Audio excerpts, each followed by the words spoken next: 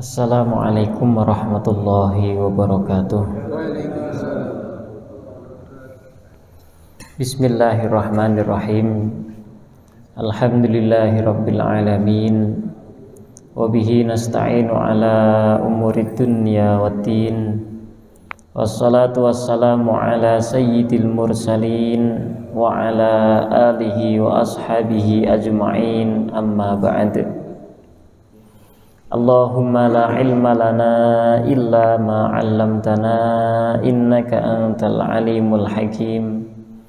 Allahumma anfa'na bima 'allamtana wa 'allimna ma yanfa'una wa zidna ilma.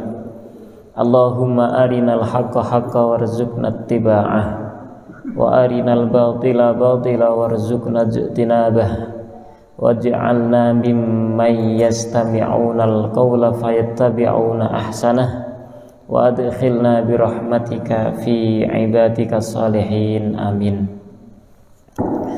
Hadirin wal hadirat, mustami'in mustami'at rahimakumullah. Kita lanjutkan kajian fikih tentang puasa, dan insyaallah ini kajian penutup ya. Jadi pembahasan puasa kita sudah selesai. Kita akan membahas kemarin sisa daripada pemperbolehan seseorang, hukum asalnya itu wajib melakukan berpuasa di bulan Ramadan. Itu hukum asalnya. Tetapi karena ada beberapa hal atau udzur, maka seorang diperbolehkan untuk tidak mengikuti puasa Ramadan. Tentunya nanti ada yang namanya qadha, ya, ada yang namanya qadha. Termasuk sesuatu yang memperbolehkan seseorang untuk tidak berpuasa di bulan Ramadan atau udzur puasa di bulan Ramadan adalah khaufi halakin, takut rusak, baik itu hilang nyawa atau hilang anggota badan atau manfaat anggota badan, yakni arti anggota badan tidak bermanfaat lagi, atau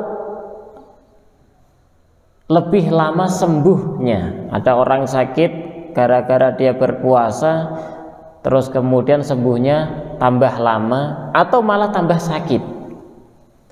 Maka khauf halak, takut akan rusaknya badan ini, itu menjadi alasan, menjadi udzur bagi seseorang untuk tidak mengikuti puasa di bulan Ramadan. Halakin bisaumi, rusaknya badan ini, hilang nyawa, lebih lama sembuhnya, tambah sakit, itu bisa terjadi gara-gara dia puasa. Kalau tidak berpuasa nggak akan seperti itu. Nah, maka orang ini boleh untuk tidak mengikuti puasa di bulan Ramadan. Nanti pentafsilannya atau perinciannya akan kita jelaskan satu persatu. Orang yang seperti ini itu tidak harus musafir.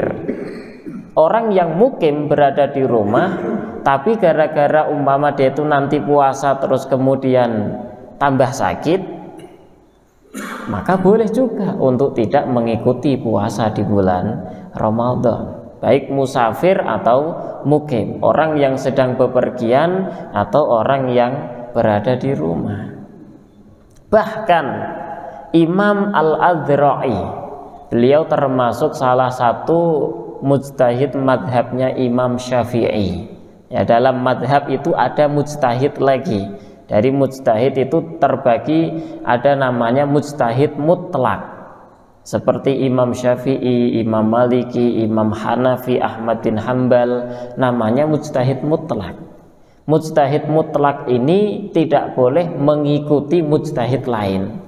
Dia itu wajib berijtihad sendiri. Oh ini hukumnya apa nih? Dia harus ijtihad, melihat Al-Quran, melihat As-Sunnah, kemudian dicetuskan darinya hukum. Itu namanya mujtahid mutlak. Tidak boleh ikut, saya ikut madhab ini, tidak bisa. Karena beliau namanya mujtahid mutlak. Ada namanya mujtahid madhab. Dalam madhab tertentu ada mujtahidnya lagi. Beliau berijtihad dengan menggunakan kaidah usul imamnya. Nah, seperti Imam Nawawi di situ namanya mujtahid madhab. Beliau berijtihad di dalam madhab Syafi'i. Nah, menggunakan usul kaidah usulnya Imam Syafi'i. Maka beliau memiliki pilihan-pilihan sendiri. Dalam madhab Syafi'i bersiwak, nah ini namanya siwak. Bersiwak bagi orang yang berpuasa setelah zuhur itu hukumnya makruh. Tetapi Imam Nawawi berijtihad tidak makruh bersiwak bagi orang yang berpuasa setelah zuhur. Dalam madhab Syafi'i, Imam Syafi'i mengatakan ketika orang bersujud dalam setiap sholatnya, yang wajib menempel hanya satu, yaitu keningnya saja. Selain kening tidak kewajiban untuk nempel di tempat sujud. Yang nempel hanya keningnya saja. Tetapi Imam Nawawi berijtihad melihat Al-Quran, melihat hadisnya, bahwasanya beliau mengistinbatkan hukum, mencetuskan hukum wajib sujud menggunakan 7 anggota badan, yaitu kening, terus kemudian 2 telapak tangan, 3, terus kemudian 4, 5, 2 lutut, 6, 7 jari-jari kaki. Ini hukumnya wajib, harus nempel semua. Kalau nggak nempel salah satu atau sebagian dari 7 tadi, maka sujudnya dikatakan tidak sah. Ini menurut Imam Nawawi. Beliau berijtihad di dalam madhab. Ada mujtahid fatwa. Beliau hanya menfatwakan saja. Nah, menfatwakan. Kalau di Indonesia belum ada ya. Di Indonesia itu berfatwa secara berjamaah. MUI, Majelis Ulama Indonesia, mereka berfatwa dengan secara berjamaah, tidak masing-masing. Nah, itu namanya mujtahid fatwa. Nah, di sini Imam Al-Adhra'i mempunyai ijtihad di dalam madhab Syafi'i bahwasanya yalzamul hasadina wa nahwahum tabyitun niyati kulla lailatin. Hasadin itu pemanen, orang-orang yang memanen, baik itu manen padi. Nah, ketika saya di kampung melihat banyak orang-orang yang bekerja di sawah memanen padi, mereka nggak pada puasa. Ketika ditanya kenapa tidak puasa, kalau saya puasa nggak akan kuat membawa satu sak, satu karung gabah atau padi, nggak kuat. Karena apa? Karena puasa. Makanya Imam Al-Adhra'i mengatakan orang yang seperti ini tadi, pekerja berat, itu diperbolehkan untuk tidak mengikuti puasa di bulan Ramadan. Tetapi mereka wajib tabyitun niyah. Malam harinya wajib niat untuk besok puasa Ramadan. Nah, wajib hukumnya. Kenapa? Karena orang yang malamnya sudah niat berpuasa Ramadan, terus kemudian paginya nanti, siangnya, sorenya dia tidak menemukan keberatan, masyaqqah, kesulitan sama sekali, maka lanjutin puasanya. Nanti ketika menemukan kesulitan, kerasa berat, barulah mereka makan dan minum. Nah, ini fatwanya Imam Al-Adhra'i.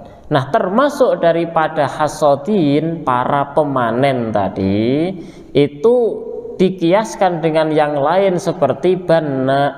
Banna itu tukang bangunan, kuli bangunan, yang mereka umpama bekerja, terus kemudian dengan sebab puasa bekerjanya tidak maksimal, maka boleh untuk tidak mengikuti puasa di bulan Ramadan. Banna li nafsihi au li ghairih, baik bangun rumah dia sendiri atau bangun rumah orang lain. Tabarru'an au bi ujratin, baik itu bangunnya lillahi ta'ala atau dikasih upah. Nah, maka boleh. Fatwanya siapa? Imam Al-Adzra'i mengatakan boleh. Wadzalika bima idzahtija li fi'li tilkas sun'ati, tapi ada qayyid, ada batasan. Ketika ada padi, umpama padi hari ini harus dipanen, kalau tidak dipanen akan rusak semuanya, semuanya nanti akan malah tumbuh dan lain sebagainya.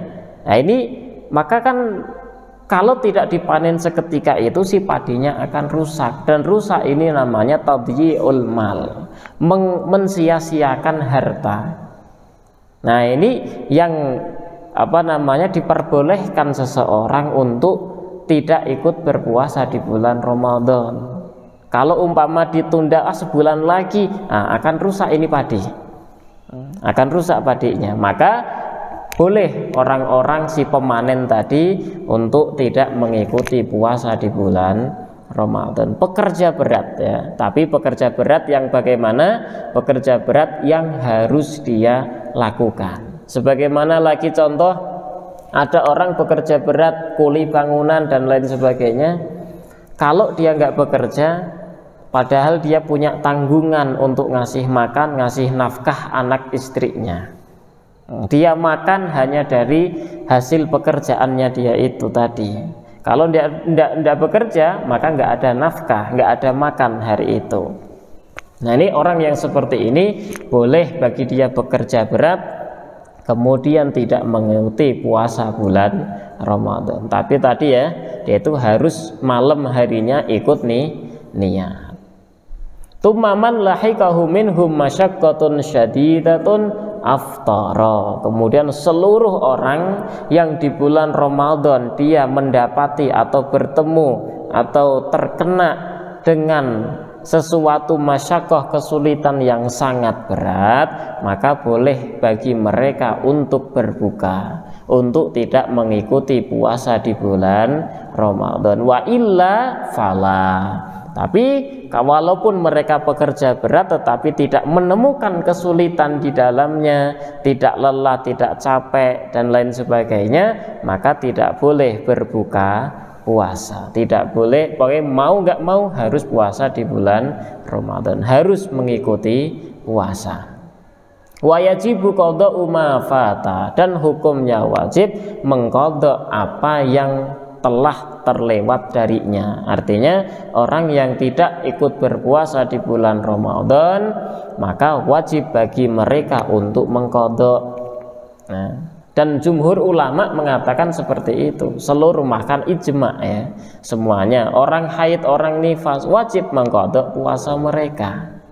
Walau biudrin, walaupun dia meninggalkan puasa tersebut gara-gara ada udzur, ada sesuatu yang menjadikan dia tidak ikut puasa di bulan Ramadan. Nah, berikutnya, anna qada'a yaumish syakki 'alal fawri liwujubi imsakihi. Wa nadhara fihi jam'un bi anna tarikan niyati yalzamuhul imsak. Ketika ada orang mempunyai hutang puasa Ramadan sampai tanggal 30 Sya'ban 29 itu belum diqadha puasanya, kan 29 Sya'ban, 30 kemudian Ramadan. Sisa 1 hari, yaitu tanggal 30 Sya'ban. 30 Sya'ban ini namanya yaumus syak, hari syak. Kenapa dikatakan hari syak, hari keraguan? Karena orang yang sudah mencapai tanggal 29 dia itu akan ragu besok tanggal 1 Ramadan atau masih tanggal 30 Sya'ban. Nah, ini syak ragunya di sana. Ya, selama orang tersebut tidak atau belum melihat hilal. Nah, orang yang punya tanggungan puasa, hutang puasa di bulan Ramadan 1 hari, kemudian sampai di tanggal 29 belum dia qadha, maka di yaumus syak tadi, di hari tanggal 30 Sya'ban, wajib bagi dia untuk mengqadhanya alal fauri, segera mungkin untuk diqadha. Kenapa? Kalau tidak diqadha, dia masih punya utang puasa Ramadan, sampai Ramadan berikutnya belum diqadha, maka nanti dia akan kena tambahan beban lagi. Apa itu? Mengeluarkan 1 mud setiap tahun. Pokoknya nggak mengqadha berapa? Sudah 5 tahun saya nggak qadha, berarti tambah 5 mud. Berapa hutangnya? 1 puasa. Oke, 1 puasa plus 5 mud. Karena apa? Karena sudah 5 tahun tidak dia qadha. Kalau setahun maka 1 mud, 2 tahun 2 mud, 3 tahun 3 mud. Ya, tergantung apa? Tergantung tahunnya berapa yang dia belum mengqadha tadi. Nah, kemudian tarikun niyah, orang yang di malam bulan Ramadan itu tidak meniatkan esok hari untuk puasa. Ini hanya ada dalam madhab Syafi'i saja. Selain madhab Syafi'i tidak ada kewajiban niat puasa di setiap malamnya. Makanya orang Indonesia itu kebanyakan meniatkan, melafadzkan niat setelah tarawih. Ya, kebanyakan seperti itu. Dan ini melafadzkan hukumnya tidak wajib. Hukumnya sunnah. Yang wajib itu niat dalam hatinya. Bapak punya besitan hati, ya. Besok puasa Ramadan, maka itu sudah cukup untuk dikatakan sebagai niat. Jadi tidak harus melafadzkan nawaitu sauma ghadin an adai fardhi syahri ramadhani. Enggak ada kewajiban. Itu hukumnya sunnah. Kenapa? Supaya hati kita ingat, oh besok puasa Ramadan.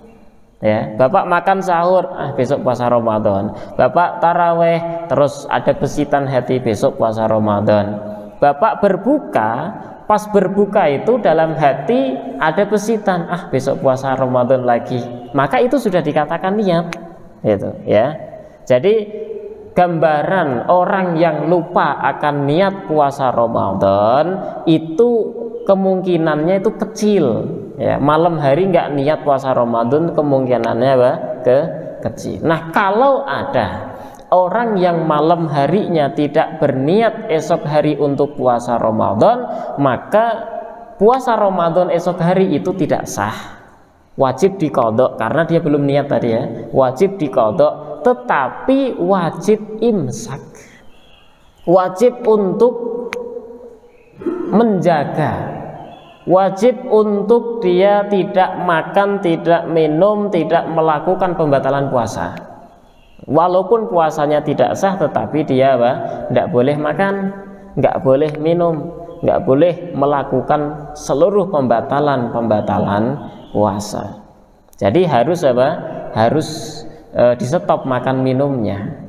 Nah, ini orang yang lupa akan niat berpuasa di bulan Ramadan. Tarikan niyah yalzamuhul imsak. Wa yajibu imsakun an muftirin fihi ay fi Ramadan duna nahwi nadrin wa qadha. Tidak puasa yang selain Ramadan. Kalau puasa wajib selain Ramadan seperti puasa nadar atau puasa kafarah. Nah, kafarah ada bapak ibu bersumpah terus kemudian kelanggar sumpahnya, itu namanya ada kafarah yamin. Nah, maka dia itu berpuasa 3 hari. Nah, ini pas dia itu puasa kafarah itu dia tidak berniat di malam harinya, maka puasanya tidak sah. Nah, kalau sudah tidak sah wajib qadha. Naam, wajib diqadha. Boleh makan minum ketika itu boleh. Yang tidak boleh makan minum ketika hanya di bulan Ramadan. Kenapa? Alasan para ulama memberikan alasan karena lihurmatil wakti, menghormati waktu Ramadan. Dan semua pembatalan yang disebabkan oleh dia sendiri, oleh diri sendiri, karena taksir, karena perbuatan dia sendiri, kelalaian dia sendiri. Maka ketika batal puasanya, wajib dia mengqadha, dan di hari pembatalannya itu tadi dia tidak boleh makan, tidak boleh minum. Contoh seperti kita mandi biasa di esok hari, terus ke pagi hari kita mandi, masuk air ke telinga kita. Nah, ini kan karena kelalaian kita.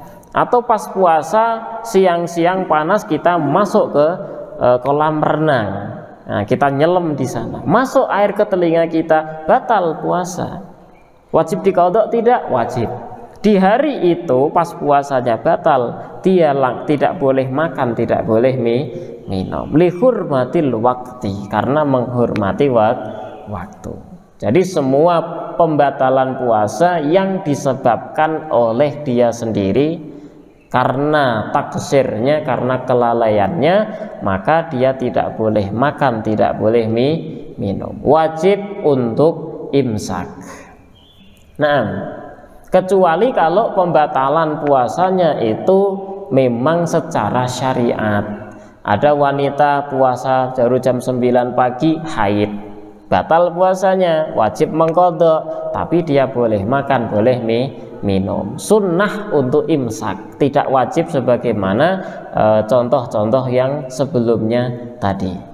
Nah, semua pembatalan pembatalan tersebut itu tanpa ada udzur, maka wajib juga bagi mereka untuk imsak. Ya, tidak ada udzur ya. Kalau ada udzur maka tidak masalah. Udzur seperti apa? Orang sakit. Nah, orang sakit batalin puasanya itu gara-gara udzur. Orang safar baru perjalanan batalin puasanya gara-gara udzur. Maka mereka yang membatalkan puasanya gara-gara udzur, disebabkan udzur, boleh bagi mereka untuk makan dan minum. Nah, berikutnya, wa yajibu ala man afsadahu bijima'in atima bihi li ajli saumi. Dan wajib hukumnya untuk imsak, untuk tidak makan, tidak minum, dan pembatalan-pembatalan lainnya. Wajib imsak bagi orang yang membatalkan puasanya dengan sebab jima. Nah, orang jima fi nahari Ramadan, di siang bulan Ramadan, maka itu bisa membatalkan puasa dan wajib baginya untuk membayar kafarah. Kafarahnya adalah satu, memerdekakan hamba sahaya. Sekarang sudah tidak ada lagi, maka berikutnya berpindah ke puasa 2 bulan berturut-turut. Kalau 2 bulan kurang 1 hari batal, maka ngulang lagi dari awal. Harus 2 bulan berturut-turut. Dilakukan beberapa kali gagal terus, maka boleh berpindah ke yang ketiga, yaitu it'am sittin masakin, memberi makan 60 orang miskin. Setiap 1 orang miskinnya dikasih 1 mud. 1 mud makanan pokok 0,67 kg. Sekitar seperti itu ya, 0,67 kg. Nah, itu namanya kafarah. Nah, orang yang membatalkan puasanya dengan sebab jima, dia itu nggak boleh makan, nggak boleh minum setelahnya. Udah tetap baik nggak makan, nggak minum sampai nanti maghrib. Kalau sudah maghrib barulah makan minum. Tapi wajib mengqadhanya juga karena puasa tadi sudah batal. Naam. Wala yajuzu sarful kafarati liman talzamuhu mu'natuhu, dan tidak diperbolehkan orang nggak boleh bagi orang yang bayar kafarah tadi, umpama ngasih 60 mud kepada orang miskin, diberikannya kepada orang-orang yang wajib dia nafkahi. Itu tidak boleh. Sebagaimana zakat, kita mau ngasih zakat fitrah atau zakat harta kita kasihkan kepada orang yang wajib kita nafkahi, itu tidak boleh. Kita punya anak, ya kan? Anak ini wajib kita nafkahi. punya istri kita wajib nafkahi. Punya bapak ibu yang fakir miskin dan kita kaya, maka bapak ibu kita wajib kita nafkahi, ya. Nah, ketika itu kita melanggar membatalkan puasa di bulan Ramadan dengan sebab jima umpamanya, maka kita merdekakan hamba sahaya tidak ada, puasa 2 bulan berturut-turut tidak mampu, akhirnya kita bayar apa? Makanan pokok, beras lah Indonesia. Kita ngasih 60 orang miskin, kasih mereka beras. Kemudian ini beras kita kasihin salah satunya ke anak kita, ke istri kita, ke orang tua kita, maka itu tidak sah, ya, tidak diperbolehkan. Karena apa? Mereka wajib kita nafkahi. Padahal ini tadi kita ngasihnya tadi itu ala sabilil kafarah, niatnya itu kafarah bukan nafkah. Zakat pun sama, zakat fitrah kita dikasihkan ke istri kita sendiri, tidak bisa. Kalau istri kasihkan ke kita boleh enggak? Boleh, karena istri tidak wajib menafkahi kita, gitu ya. Kita zakat fitrah kasihin ke anak kita sendiri, tidak bisa. Kasihin ke orang tua kita yang wajib kita nafkahi, ya, maka tidak bisa. Beda halnya kalau orang tua kita kaya, sedangkan kita kaya atau kita yang miskin, maka kita tidak wajib menafkahi orang tua, hukumnya tidak wajib. Nah, terus kita zakat fitrah kasihin ke orang tua, tidak apa-apa. Tapi yang penting tadi masuk ke kategori 8 asnaf tamannya. Kalau kaya enggak dikasih apa? Enggak dikasih zakat, ya. Itu. Jadi kafarah tidak boleh diberikan kepada orang yang wajib kita nafkahi. Wa yajibu ala man aftara fi ramadhana li udrin la yurja zawaluh. Ini dulu sudah kita singgung masalah ini. Ada orang yang ketika tidak mengikuti puasa di bulan Ramadan, mereka itu wajib mengqadha saja. Ada orang yang wajib membayar fidyah saja. Ada orang yang wajib mengqadha plus membayar fidyah. Dan ada orang yang ketika tidak mengikuti puasa di bulan Ramadan tidak wajib mengqadha, juga tidak wajib membayar fidyah. Ada 4 macam. Golongan yang pertama, orang yang tidak mengikuti puasa Ramadan, kemudian dia hanya wajib mengqadha saja. Siapa itu? Yaitu orang-orang yang membatalkan puasanya tidak karena udzur atau karena udzur, seperti malam hari lupa niat, maka wajib mengqadha saja. Atau ketika dia sudah puasa Ramadan di pagi hari batal sebab apa? Masuknya sesuatu ke dalam lubang dia, maka wajib mengqadha saja. Atau disebabkan dia itu safar, boleh membatalkan puasanya dan wajib mengqadha saja. Atau disebabkan sakit, sakit lambung, mah dan lain sebagainya, terus dia batalin puasanya demi untuk menyelamatkan mahnya tadi tidak tambah sakit, maka wajibnya mengqadha saja. Dan masih banyak lagi contohnya.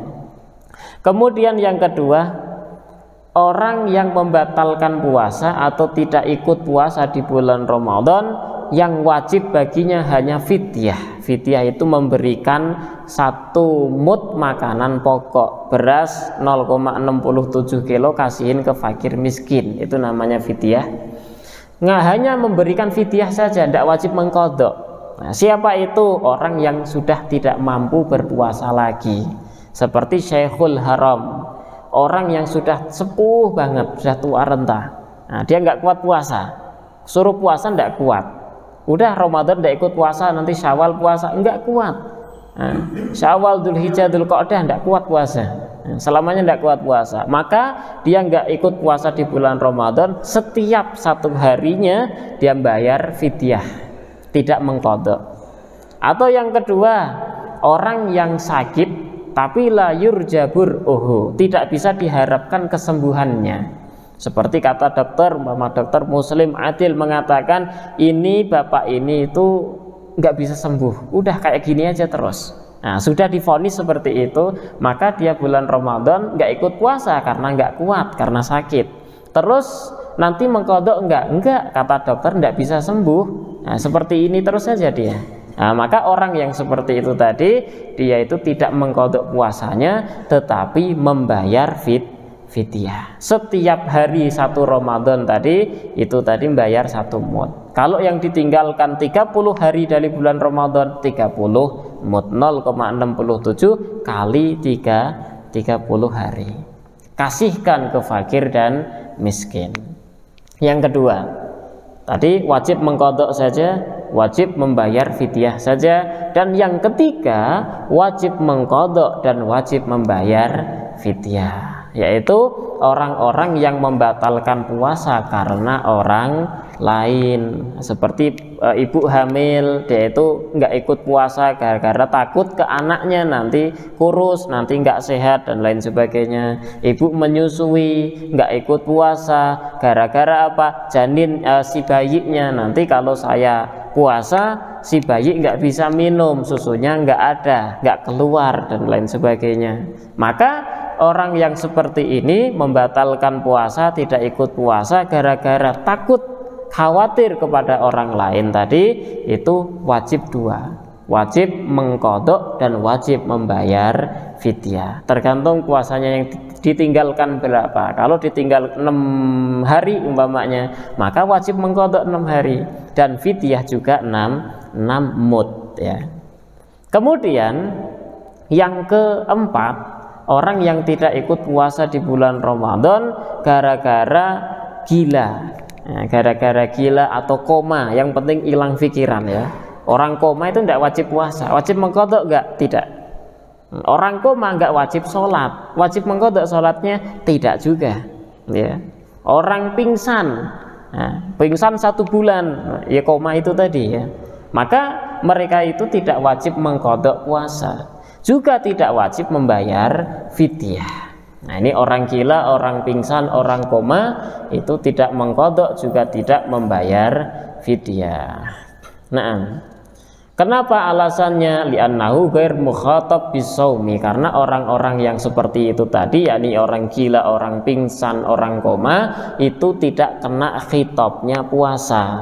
Yang kena khitab tuh orang yang berakal, sedangkan dia tidak berakal. Nah, berikutnya, termasuk orang yang wajib mengkodok dan orang yang wajib membayar fidyah adalah orang yang mempunyai hutang puasa di bulan Ramadan tetapi sudah bertahun-tahun, nah, kelewat tahunnya. Umpama tahun 2021 kemarin, Ramadan tahun kemarin, saya punya utang 1 puasa ya, saya batal di satu hari batal, maka saya wajib mengkodoknya. Kapan wajib mengkodoknya? Itu di tahun setelah tahun Ramadan dan sebelum Ramadan datang, Ramadan berikutnya datang.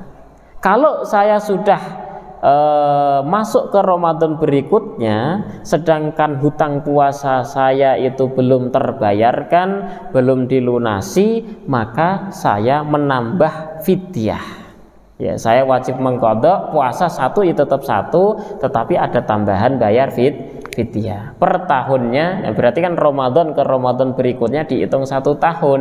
Nah, berarti per tahunnya tadi 1 mud. Fit ta'khiri bi an khala anis safari wal maradi qadra ma alaihi. Tapi dengan catatan orang tersebut sudah ada kemampuan, ada waktu untuk mengkodoknya.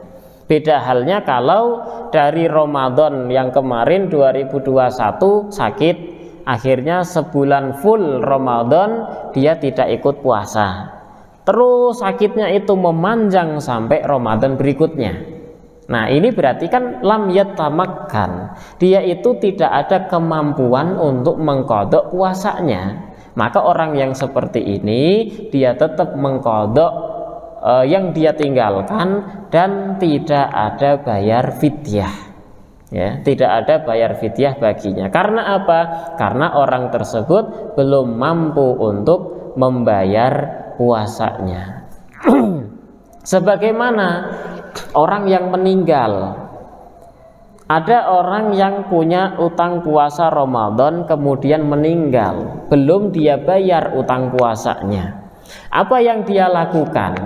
Maka man mata wa alaihi qada shaum min Ramadan, orang yang meninggal kemudian dia mempunyai hutang puasa dari bulan Ramadan, maka kita lihat mutaaddi atau tidak. Nah, orang dia itu sengaja meninggalkan itu atau tidak. Kalau dia itu tidak sengaja meninggalkan, berarti apa? Contohnya orang puasa terus kemudian mandi, masuk ke telinga dia air, batal puasanya. Nah, berarti kan tidak sengaja meninggalkan puasa, ya kan? Nggak sengaja ini.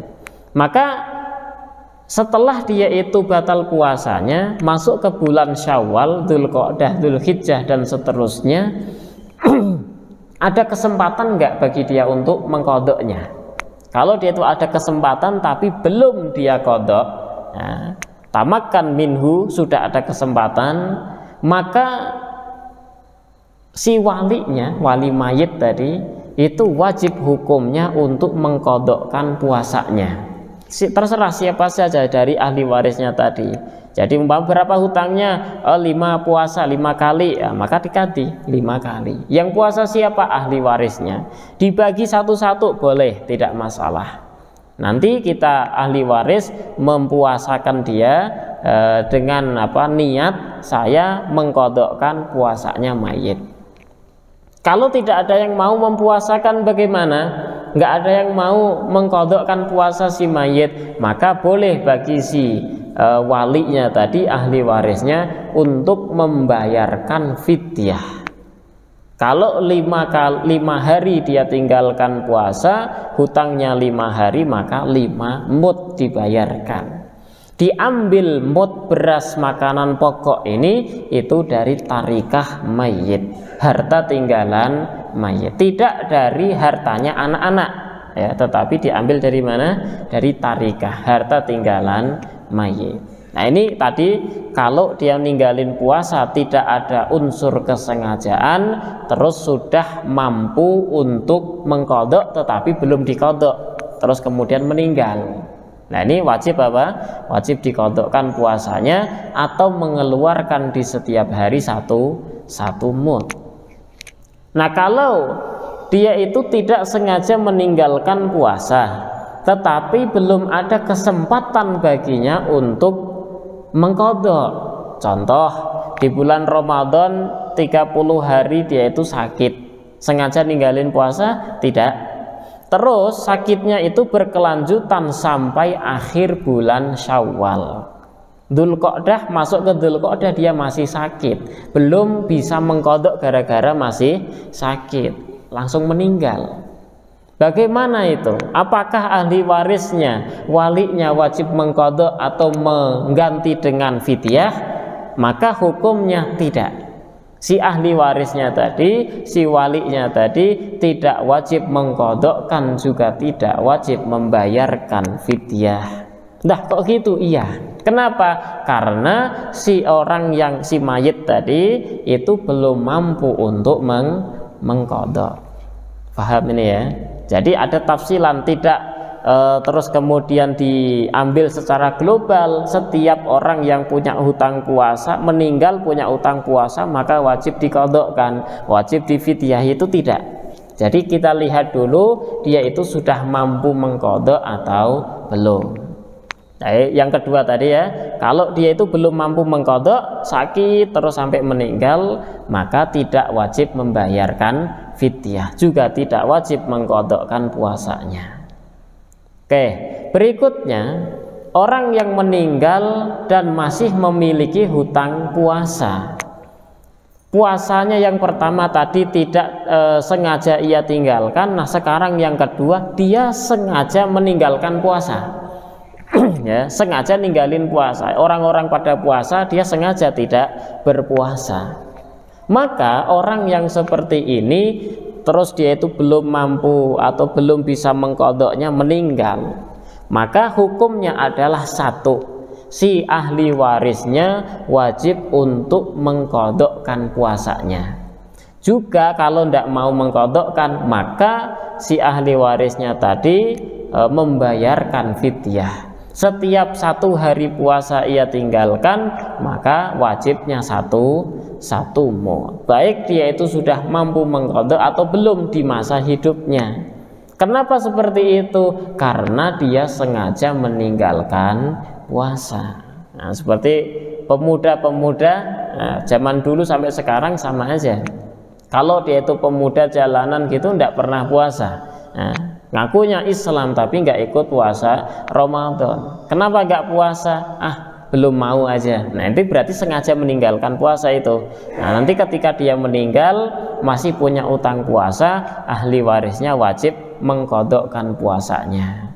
Kalau tidak ada yang mau, maka keluarkan sepermut, 1 mud ini untuk 1 kali puasa. Dan itu diambil dari tarikah mayit, dari harta tinggalan mayit, tidak dari harta orang lain, tidak dari harta anak-anaknya. Nah,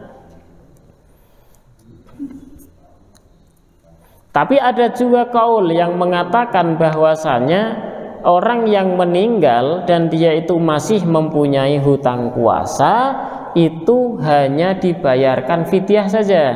Nah, tidak ada mengqadha'kan. Tetapi kaul yang dipilih, kaul yang muktamadnya adalah pilihan, ya. Kaul muktamadnya itu boleh milih antara mengqadha'kan puasa atau membayarkan fidyah. Kalau ahli warisnya tidak ada yang mau berpuasa, maka boleh kita nyewa orang, ya, ujrah. Kita nyewa orang lain untuk supaya mempuasakan atau mengqadha'kan puasa mayit. Ngomong ke santri, para santri sini, puasa 30 hari fulan diqadha'kan ya, cari 30 orang. Tapi kita kasih ujrah, ya, kita kasih upah mereka karena kita menyewa mereka. Naam. Wa masraful amdati fakirun wa miskinun walahu sorfu amdatin liwahidin, dan diperbolehkan bagi seorang wali ahli waris tadi untuk memberikan, mentasarufkan, menyerahkan mud atau fidyah tadi kepada fakir dan miskin, dan boleh diberikan kepada 1 orang. 1 orang fakir dipilih, ini ada 30 mud fidyahnya fulan yang sudah meninggal, itu boleh, ya, tidak harus 60 atau 10 atau 30, enggak, ya, tidak harus 1 orang fakir 1 mud, tidak juga, boleh, ya. Jadi 30 mud, 60 mud, 100 mud dikasihkan ke 1 orang, tidak masalah, tidak apa-apa. Faidatun, ada faidah tadi itu mengenai mayit, orang yang meninggal dan mempunyai hutang puasa, wajib dibayarkan, diqadha'kan puasanya. Nah, sekarang kalau ada orang yang meninggal mempunyai hutang sholat, wajib enggak ahli warisnya untuk mengqadha'kan sholatnya? Atau kita bayarkan fidyah setiap 1 sholat 1 mud? Muktamad dalam madhab Syafi'i, man mata wa alaihi sholatun fala qada'a wala fidyata. Ini muktamadnya. Orang yang meninggal punya hutang sholat, maka ahli warisnya tidak wajib mengqadha'kan, ahli warisnya juga tidak wajib membayarkan fidyah. Baik dia meninggalkan sholat tadi itu sengaja atau tidak sengaja, mampu mengqadha' sebelumnya atau tidak mampu, maka ahli warisnya tetap tidak wajib mengqadha'kan, tidak wajib membayarkan fidyah. Ini muktamad dalam madhab Syafi'i. Tetapi ada beberapa ulama dalam madhab Syafi'i yang memberlakukan sebagaimana puasa. Orang yang meninggal punya hutang sholat, maka si ahli warisnya boleh mengqadha'kan sholatnya, juga boleh membayarkan fidyah. Dan ini yang dilakukan oleh Tajuddin As-Subuki, Imam Subuki, an ba'di aqaribihi, diberlakukan kepada para keluarganya. Wa naqala Ibnu Burhanin anil Qadim annahu yalzamul waliyu in khalafa tirkatan an yusalliya anhu kasaumi. Dinukil dari pendapatnya Ibnu Burhan dari madhab atau qaul Qadim bahwasanya seorang ahli waris boleh mengqadhakan salatnya si mayit tadi atau membayarkan fidyah untuk sholat mayit tadi jika si mayitnya meninggalkan tarikah, meninggalkan harta. Jadi ada harta yang ditinggalkan oleh mayit, maka si harta itu tadi kita bayarkan fidyah sebagai ganti si mayit meninggalkan sholat. Nah ini termasuk penting juga.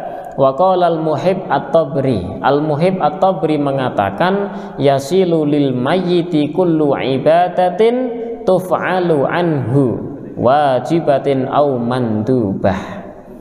Semua ibadah yang kita lakukan, kita sholat fardu 5 waktu, kita sholat sunnah, kita ngaji Quran, kita taklim seperti ini, kemudian kita niatkan, saya niatkan pahalanya supaya sampai ke ahli kubur, ke bapak ibu saya yang sudah meninggal, nenek kakek saya yang sudah meninggal, maka Al-Muhib at-Tabri mengatakan yasilu, sampai pahalanya ke mereka. Bahkan madhab ahli sunnah annalil insan an yaj'ala thawaba amalihi wa salatihi li ghairihi wa yasiluhu. Boleh bagi setiap manusia muslim mukmin yang melakukan seluruh macam ibadah, melakukan amal-amal soleh, untuk meniatkan ibadah amal soleh tersebut pahalanya diberikan kepada ahli kubur. Untuk diri sendiri atau yang lain itu boleh. Maka kita ngundang orang-orang, yuk kita bacain Yasin untuk bapak saya yang sudah meninggal, itu boleh. Nah, kita bacain untuk orang lain, walaupun itu bukan siapa-siapa kita ya, bukan kerabat maksudnya. Maka diperbolehkan wa yasiluhu, dan pahala tersebut akan sampai kepada mereka. As-shadaqatu yasilu nafsu tawabiha. Kalau sedekah ijma ya, seluruh ulama mengatakan sampai. Kita punya ahli kubur, bapak ibu kita udah meninggal, kemudian kita sedekah pakai uang atau pakai apa saja, sedekah ini diniatkan untuk ahli kubur kita, maka seluruh ulama mengatakan sampai pahalanya. Yang mukhtalafun fih, yang diperselisihkan adalah bacaan Quran atau amal ibadah, amal saleh kita selain sedekah. Itu ada yang mengatakan sampai, ada yang mengatakan tidak sampai. Dalam kitab Fathul Mu'in madhab ahlus sunnah, dikatakan madhab ahlus sunnah itu mengatakan sampai. Bacaan Quran, bacaan apa saja yang penting dia itu merupakan amal saleh, maka hendaknya kita berikan pahalanya tadi kepada ahli kubur kita, dan insya Allah bisa sampai kepada mereka. Alhamdulillahirabbil alamin. Terima kasih, mungkin tetap jawab ya. Nah, Bapak mungkin ada yang ingin bertanya.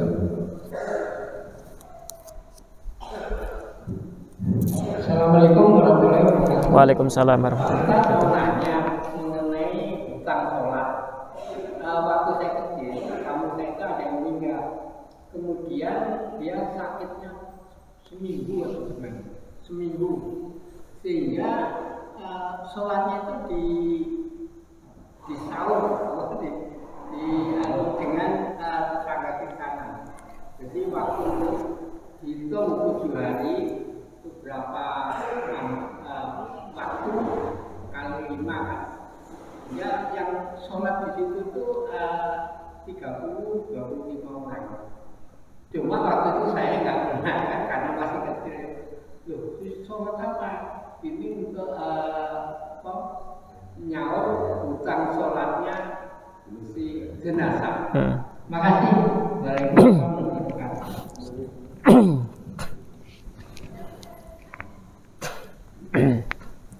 Tadi sudah disampaikan mu'tamad dalam madhab Syafi'i mengqadhakan sholat mayit itu tidak wajib, tidak sebagaimana puasa. Tetapi ini fatwa dari Imam Tajuddin As-Subuki. Beliau bermadhab Syafi'i juga. Nah, maka di awal tadi disampaikan juga dalam madhab Syafi'i itu ada namanya mujtahid madhab. Mereka mempunyai pilihan masing-masing dan semuanya berdasarkan dalil. Nah, kata Imam As-Subuki, kenapa sholatnya mayit itu tetap diqadha'kan, tetap difidyahkan? Karena dikiaskan dengan puasa. Itu. Dan ini di Indonesia berlaku, Pak. Dari zaman dulu sampai sekarang di sebagian Indonesia itu memang sampai sekarang diberlakukan. Nah, boleh enggak umpama tadi selama 7 hari si mayit ninggalin sholat karena sakit tadi ya. Terus kemudian dalam sehari ada 5 waktu, 7 kali 5 35 waktu. Nah, orang 35 tadi melaksanakan sholat subuh bareng berjamaah, 35 orang ya, subuh berjamaah, duhur, asar, maghrib dan isya berjamaah, boleh atau tidak, sah atau tidak, tetap sah. Karena sebagaimana di puasa tadi si mayat ninggalin puasa 30 hari, kita ngumpulin santri 30 orang, suruh puasa di satu waktu, dan itu dikatakan sah. Fatwanya Imam Tajuddin As-Subuki. Nah, mungkin ada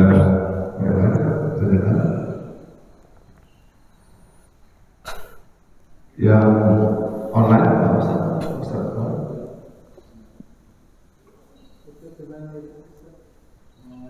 Tentang ketentuan fidyah, apakah pakai beras atau ada yang suka membayar fidyah pakai makanan yang sudah masak itu gimana? Nah, membayar fidyah dalam madhab Syafi'i itu sama seperti membayar zakat fitrah. Zakat fitrah atau dalam bahasa Arab zakat fitrah itu wajibnya pakai makanan pokok, nggak boleh dirupakan uang, tidak boleh dirupakan makanan yang sudah siap saji matang. Itu asal usul muktamad dalam madhab Syafi'i seperti itu. Pakai makanan pokok berarti beras, kita makanan pokoknya beras, pakai beras. Beras yang bagaimana? Yang setiap hari kita makan. Kalau dia makannya itu beras umpama raskin, beras miskin itu kan jelek ya.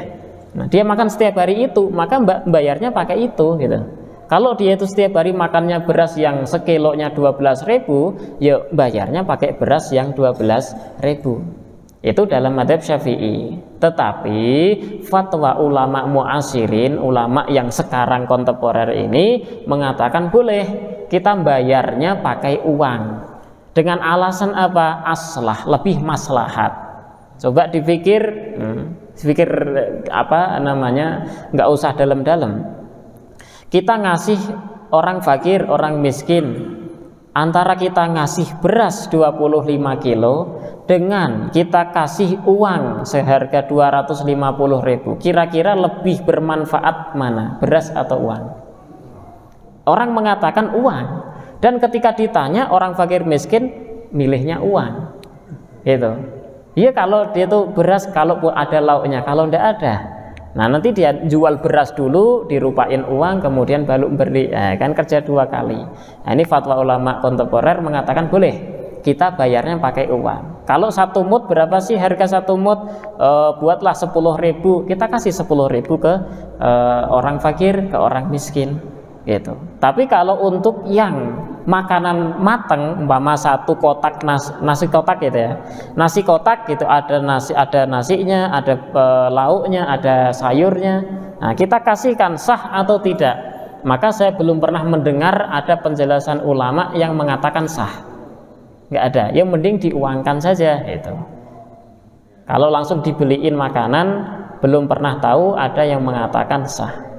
Nah, untuk menghati-hati tetap pakainya makanan pokok, beras, untuk menghati-hatinya, begitu. Nah,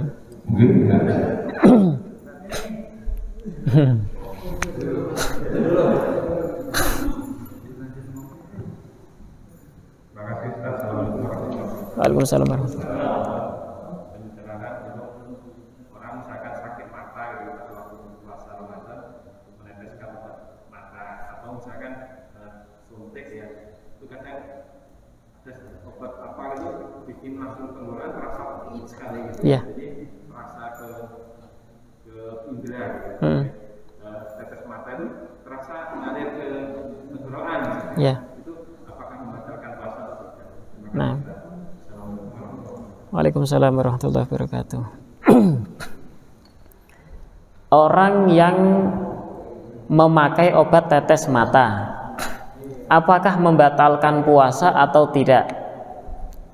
Karena orang yang memakai obat tetes mata itu kebanyakan kerasa di tenggorokan, itu ya.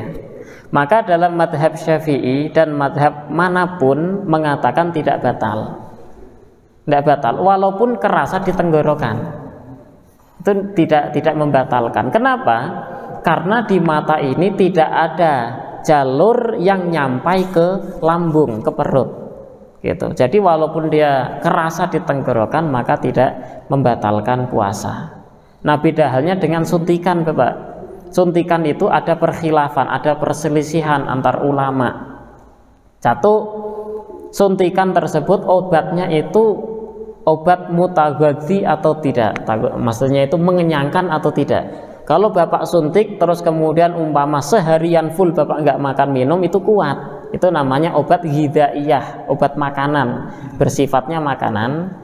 Atau obatnya bukan ghidaiyah. Kalau kita suntikkan itu ya hanya berubah obat saja, tidak mengenyangkan gitu. Nah, kalau obatnya itu mengenyangkan, kalau obatnya tidak mengenyangkan, maka tidak masalah, nggak batalkan puasa. Kalau obatnya itu mengenyangkan, maka ada pentafsilan, perincian. Obatnya itu disuntikkan, nyuntiknya tadi di pembuluh darah atau di otot besar, gitu. Jadi ada perbedaan antar ulama. Tapi ada juga yang mengatakan mutlak tidak batal, karena yang membatalkan puasa hanya ketika sesuatu itu masuk lewat jalur lubang yang sudah ada. Itu ada yang mengatakan seperti itu, ada yang mengatakan batal, ada yang mengatakan tidak, dan ada yang diperinci. Gitu. Jadi yang obat mata tadi itu tadi apa? Tidak membatalkan puasa. Nah, ayo Bapak.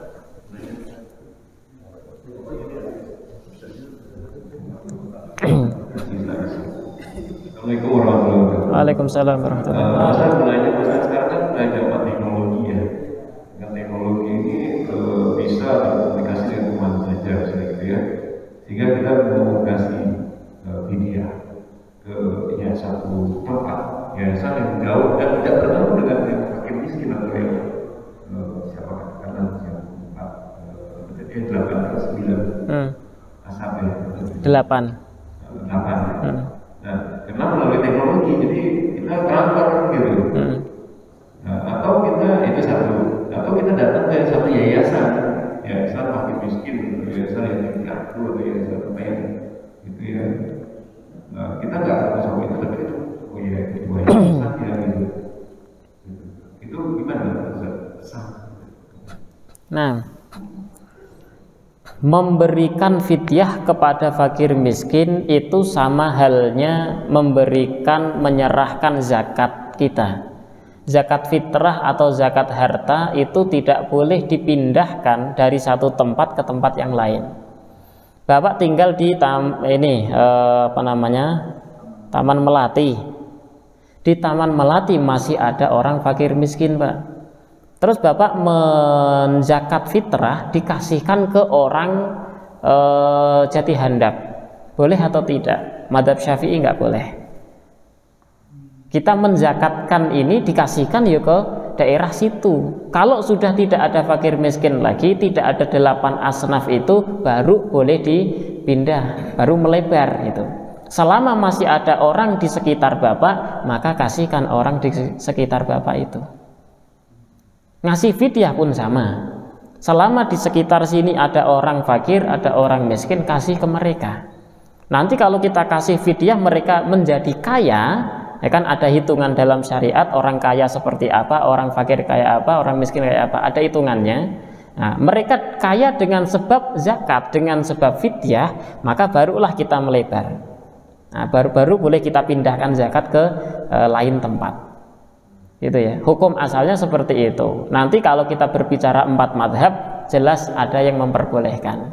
Langsung kita transfer ke Semarang boleh, tidak masalah. Walaupun di sini sendiri masih ada fakir miskin. Nah, untuk mazhab Syafi'i itu tadi tidak boleh dipindah ke tempat lain selama di tempat hidupnya bapak itu masih ada orang fakir dan miskin. Nah, Kalau kita nggak menemukan gitu ke yayasan gitu. nah yayasan itu ini tadi bapak menjelaskan yayasan yatim piatu Pak ya. Yatim piatu itu ditanggung, sudah balik atau belum mereka? Kalau seorang anak ya, seorang anak yang belum balik itu tanggungan orang tuanya, dan mereka belum dikatakan fakir, belum dikatakan miskin karena masih ada yang nanggung. Beda halnya dengan kita. Nah, kita ini bisa dikatakan fakir, miskin atau kaya karena kita sudah tidak ada yang nanggung lagi. Gitu. Kalau yatim piatu mereka belum pada balik, belum dikasih zakat, belum dikasih fidyah. Kasihnya ke siapa? Kasihnya ke orang fakir miskin sekitar. Kalau yayasan dan yayasan itu diberikan ke fakir miskin boleh, tidak masalah, tidak apa-apa. Yang penting tidak yatim dan piatu. Berarti kalau gitu fidyahnya bisa diserahkan kepada DKM misalnya ke masjid. Boleh. Serahkan ke DKM, oleh DKM nanti untuk fakir miskin, bukan untuk masjid Pak ya. Ya. Kalau untuk pembangunan masjid tidak boleh. Nah, zakat juga masjid tidak boleh nerima zakat. Ini zakat saya dikasihkan ke masjid untuk bangun masjid, nggak boleh juga. Kalau zakat mal, zakat harta itu diberikan ke fakir miskin itu, nanti oleh masjid baru diserahkan ke mereka. Jadi harusnya kita memisahkan Pak, ini kotak amal untuk pembangunan masjid, kotak amal untuk yatim, kotak amal untuk fakir miskin, seperti itu. Nah, Ini ada pertanyaan online dari Ibu Rina Bugasari. Assalamualaikum Ustaz. Bagaimana seandainya kita karena dulu nggak paham, jadi hilang puasa Ramadan karena halangan, tapi kita nggak bayar puasa ataupun fidyahnya? Bagaimana caranya? Karena kita nggak tahu berapa banyaknya dan kapan tahunnya. Jazakallahu khair. Orang yang tidak tahu hukum itu tidak ada hukumnya. Al-jahil la hukmalah. Nah, sekarang Bapak Ibu baru tahu sekarang, oh ternyata orang yang halangan itu wajib bayar qadha puasanya, wajib membayar fidyah setiap per tahun yang dia tidak bayar tadi. Nah, baru tahu sekarang ini, ya udah berarti sekarang diqadha.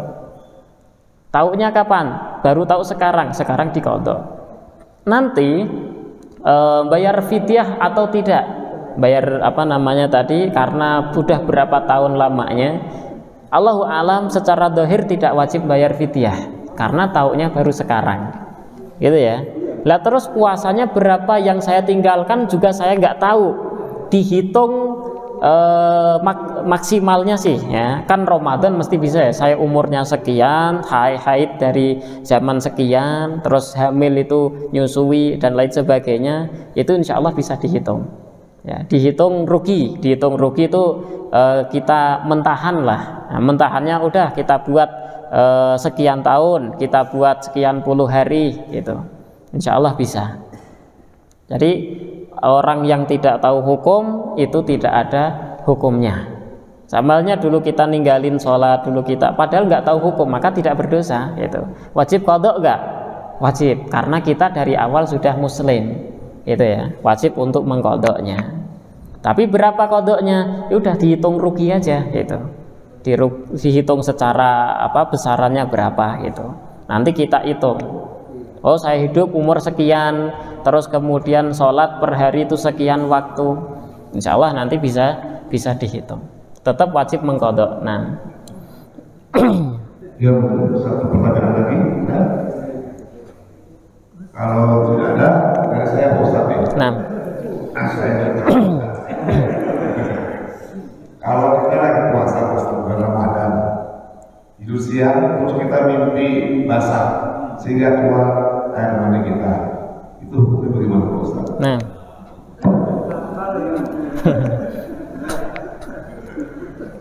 orang yang berpuasa terus keluar air mani, apakah batal puasanya? Ada perincian. Jika orang keluar air mani tadi disebabkan tidur atau mimpi basah, tidak batal puasanya? Enggak. Atau yang kedua, enggak batal puasanya lagi ketika keluar air mani tadi disebabkan nadhar, melihat. Nah, kita ngelihat apa gitu terus keluar air mani, enggak diapa-apain. Ya, ngelihat dengan sebab ngelihat. Atau yang ketiga dengan sebab khoyal. Khoyal itu apa? Berimajinasi. Kita berimajinasi keluar air mani kita, maka tidak batal puasanya. Tapi dengan syarat tidak diapa-apain. Nah, selain itu kita punya istri terus kemudian kita peluk dia, tapi kulit dengan kulit bersentuhan, atau kita cium istri kita, halal. Tapi kulit ketemu kulit, terus kita keluar air mani, batal puasa kita. Gitu. Jadi selain 3 tadi itu membatalkan puasa. Kalau 3 yang pertama tadi maka tidak batal puasanya. Nah, ya, saya rasa demikian. Terima kasih Pak Ustaz, Bapak dan Ibu yang telah mengikuti kajian ini pada pagi hari ini, baik yang langsung di majelis maupun di online. Terima kasih. Insya Allah bermanfaat buat kehidupan dan iman Islam kita. Mari kita akhiri dengan doa majelis.